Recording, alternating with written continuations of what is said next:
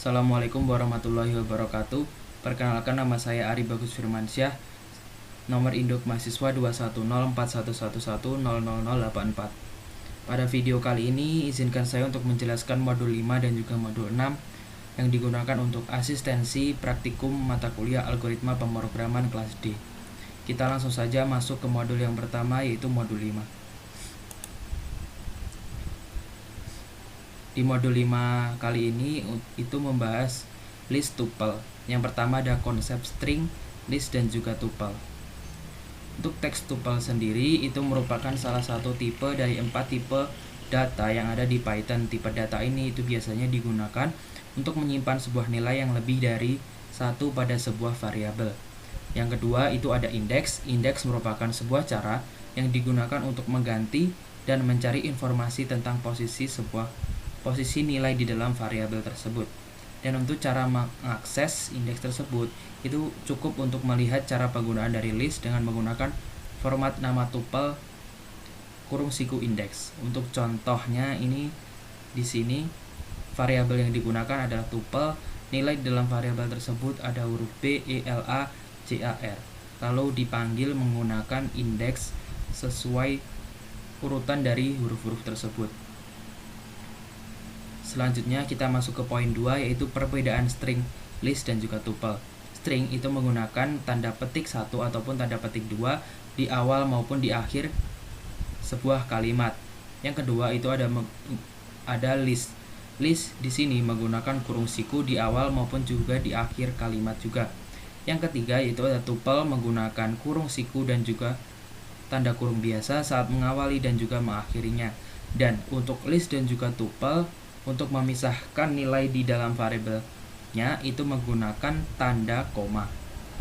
Yang ketiga itu ada sintak list comprehension. Ada 3 sintak di sini yang saya masukkan, yaitu yang pertama itu ada for i in range num of iteration apabila kondisinya bernilai true. For i in range num of iteration saja.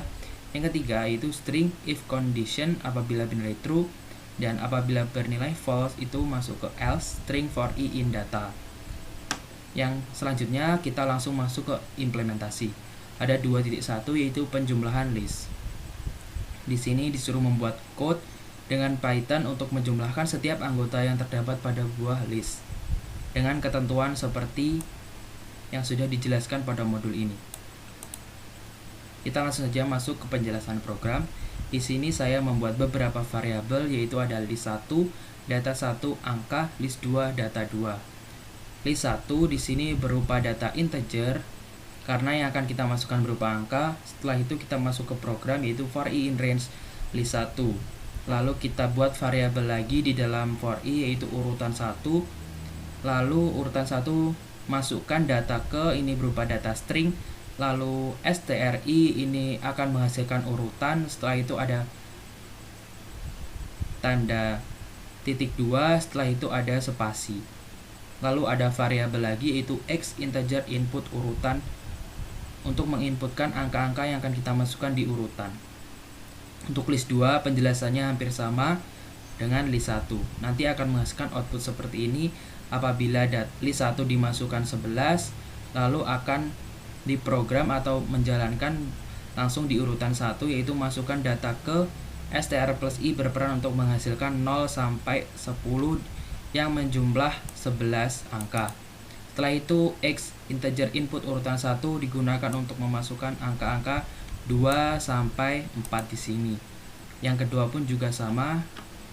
Selanjutnya program ini juga masih ada kaitannya dengan program sebelumnya, yaitu di sini ada print list pertama, list kedua untuk menghasilkan list di sini semuanya dan juga di sini semuanya. Lalu ada program lagi yaitu percabangan. Apabila if len data 1 itu lebih dari len data 2 akan masuk ke program yang ini, dan apabila len data itu kurang dari len 1 akan masuk ke program yang ini dan akan menghasilkan output seperti ini. List pertama, list kedua sesuai dengan data yang kita masukkan. Setelah itu hasil penjumlahan di sini itu penjumlahan dari list 1 dan juga list kedua yang sama-sama sejajar. Yang dimaksudnya itu di sini sama ada di bawahnya ada angkanya akan dijumlahkan. Kalau di sini 289124 karena tidak ada yang lain di list kedua, berarti angkanya pun juga tetap sama. Selanjutnya di sini programnya sama. Selanjutnya kita masuk ke 2.2 yaitu mendapatkan nama hari dari suatu tanggal. Di sini perintahnya yaitu membuat code dengan Python untuk digunakan untuk mendapatkan nama hari. Gunakan data dengan bentuk tuple dengan ketentuan sebagai berikut ini. Di sini ada petunjuk yaitu untuk mendapatkan indeks dari suatu data tuple atau list bisa digunakan perintah nama tuple indeks anggota. Di sini pun juga sama, kita tetap harus menggunakan variabel. Di sini ada beberapa variabel yang saya buat yaitu hari, A dan juga B.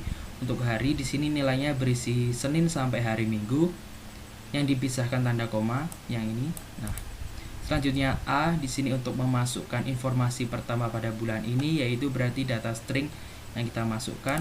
Yang B di sini akan memunculkan data dari tanggal yang ingin kita cari berupa data integer. Lalu kita masuk ke program yaitu for i in range len hari, if hari i sama dengan a, x i min 1 y buka kurung b plus x di modulus 7, di print tanggal b adalah hari indeks y. Penjelasannya yaitu apabila kita masukkan a di sini berupa hari Minggu. Hari Minggu di sini masuk di indeks ke-6, lalu akan masuk di sini ke X. Yaitu I-nya ini 6 karena Minggu masuk ke 6, 6 dikurangi 1 sama dengan 5, lalu masuk ke Y. B tanggal yang dicari di sini 18 itu tambah 5 yaitu 23 di modulus 7 karena hari berjumlah 7. Hasilnya itu 2, jadi indeks kedua itu adalah hari Rabu. Seperti itu. Selanjutnya kita akan memunculkan tanggal sesuai dengan hari yang sudah dibuat program ini. Kita tinggal menggunakan formula yaitu import kalender, masukkan bulan dan juga tahun yang ingin dicari. Kita cek tanggal 18 merupakan hari Rabu, 18 Wednesday. Selanjutnya ini sama programnya. Selanjutnya akan saya lanjutkan penjelasan di modul 6. Yang pertama itu ada konsep fungsi. Di sini pertanyaannya sebutkan alasan kenapa kita harus menggunakan fungsi dan juga menambahkan contoh serta menyebutkan jenis fungsi dan perbedaannya serta sintak umum dari fungsi tersebut. Di sini mengapa menggunakan fungsi? Karena fungsi itu digunakan untuk meringkas sebuah code sehingga kita tidak perlu menulis ulang code yang sama. Jadi fungsi juga bisa dibuat sebuah kode, bisa untuk dibaca dengan mudah. Contohnya itu def luas persegi, yaitu sisi lalu indentasi. Luas sama dengan sisi kali sisi. Print luas persegi sama dengan luas. Luas persegi yaitu 8. Jadi yang dimaksud tidak perlu menulis ulang karena di sini def fungsi luas persegi, di sini langsung kita tuliskan saja list luas persegi sekaligus nilai yang di dalamnya. Jadi akan langsung di print hasilnya seperti ini. Yang kedua itu ada jenis-jenis fungsi dan perbedaan. Yang pertama itu ada tanpa parameter, yaitu fungsi ini tidak menggunakan parameter. Sintak umumnya itu def nama fungsi buka kurung indentasi. Yang kedua ada dengan menggunakan return value dan juga parameter. Sintak umumnya itu dan def nama fungsi lalu parameter lalu return. Dan yang ketiga itu dengan parameter, sintak umumnya def nama fungsi parameter saja. Contohnya seperti ini. Yang contoh tanpa parameter lalu dengan return value dan juga parameternya, lalu dengan parameter atau argumennya. Jadi di sini tanpa parameter di dalamnya tidak terdapat nilai, yang di sini langsung terdapat nilai angka, yang di sini dengan parameter yang berupa argumen atau berupa string. Yang kedua yaitu langsung masuk ke implementasi. Yang pertama itu 2.1 yaitu checklist. Buatlah fungsi dan code untuk memanggil fungsi dengan menggunakan Python antara lain seperti ini, yaitu fungsi createList, fungsi isPrime, fungsi createList prime. Nah, untuk programnya yaitu seperti ini. Di sini untuk menghitung data prima atau bilangan prima. Ada list prima yaitu kosong, lalu def createList. Di sini ada beberapa variabel yang diberikan fungsi, ada 3 yaitu def createList yang pertama. Di sini ukuran, saya buat ukuran, lalu indentasi, lalu ada noun, lalu masuk ke fungsinya yaitu for i in range ukuran. Setelah itu ada x sama dengan integer input, yaitu untuk memasukkan data atau membuat urutan nanti. Setelah itu yang kedua ada def isi prime. Di sini saya masukkan b. Lalu for j in range dimulai dari 1, batas akhirnya b plus i sesuai yang dimasukkan nanti. Lalu yang ketiga ada def createList prisma, yaitu data for l in data isi prima l return list prima. Nah, untuk defnya itu seperti ini ya, untuk yang menggunakan parameter ataupun yang tidak menggunakan parameter, yaitu data sama dengan createList 10, lalu kita langsung print data list sama dengan data, lalu ada prima, createList prima data, lalu print data prima sama dengan prima. Jadi masukkan data 10 yang berjumlah 0 sampai 9 sampai yang berjumlah 10, lalu kita masukkan data yaitu 7 sampai 1. Data listnya langsung di list, lalu data prima yang berasal dari list ini masuk yaitu 725. Dan ini juga sama fungsinya. Yang selanjutnya yaitu 2.2 yaitu operasi list. Buatlah fungsi dan code untuk memanggil fungsi dengan menggunakan Python, antara lain fungsi createList, fungsi averageList, dan fungsi addList. Yang pertama itu ada createList seperti ini. Di sini saya menggunakan sintak yang sama di 2.1, yang membedakan hanya di bagian sini saja, yaitu data sama dengan createList-nya 4. Kita langsung print data ke 1 urutan sampai 0 sampai ke 3 di sini ya.